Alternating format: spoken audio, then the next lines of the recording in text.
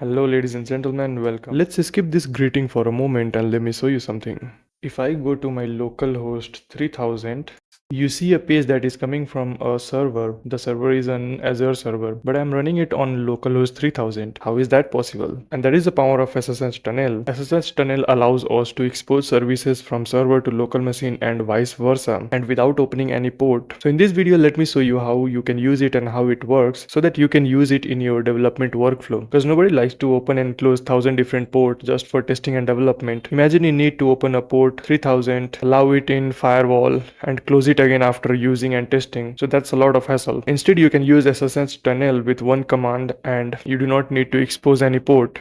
Okay, let me first reveal what is going on here. This web page that you see on localhost, it is actually running on my server. This is just a simple Python file which is running on my server, and that running server is exposed through SSH tunnels. You see, if I run this command, it basically says that on the server, whatever is running on port 8000, bring it to localhost port 3000. So, and in this way, this website is working. If I close this right now, the website will stop working. Now, before talking about how it works, it is really necessary to talk about how you can use it and how it is useful in your daily development process.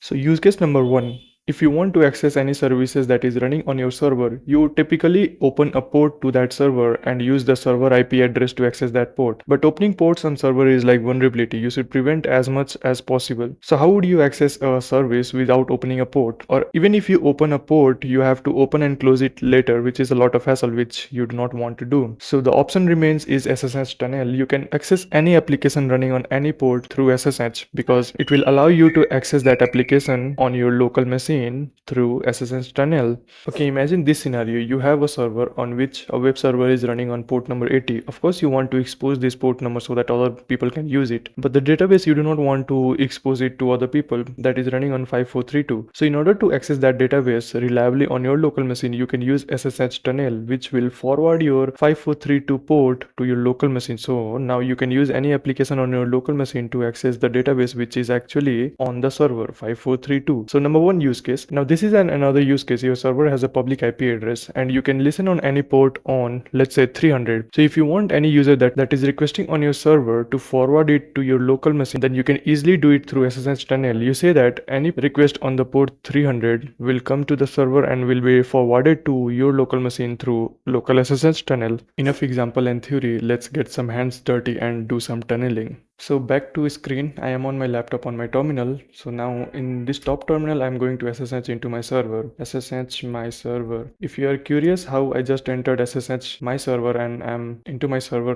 without entering username, password or password keys, then you can check this SSH config that I have already configured. So now that I am inside my server and in the lower terminal, I'm inside my computer, I will just create two basic files for testing. I will use web server as example, but you can use anything like databases or any other application that you want. So now I will create a file, let's say nano index.html. I will write here hi from local machine, and in the upper terminal I will also create one more file. Let me go to test. Now I can write index.html and I will write here hi from server. Now we have both the index files in both the computers. Now we will start SSH tunnel. So let's briefly look at the SSH command to actually understand what's going on. We will write SSH. Then if you want to forward your server port to your local machine, then you should use -l, and then the port that you want to use on your local machine, for example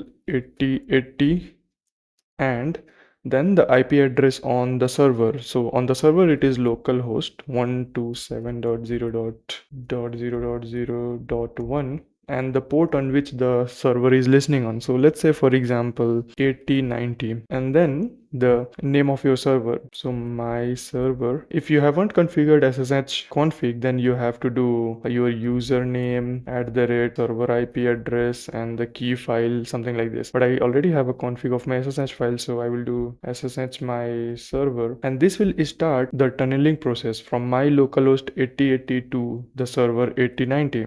So let's start it right now. I have SSH'd into my server, and at the same time the tunnel has also started. But if you do not want to SSH directly into your terminal and instead just want to start the tunnel, then you would use one more flag, which is -n. So now this will start the tunnel, but do not start the terminal. So now that our tunnel is running here, while the tunnel is running, let's go back to the first terminal and start the server on the server. So I will do python 3-m server and I will write port 8090. So according to this, our server is listening on 8090, which is this server. So now in our local system, we are forwarding the port on port number 8080. So now if I do curl localhost on port number 80 and 80, I should get the HTML from my server. There you go. Hi from server.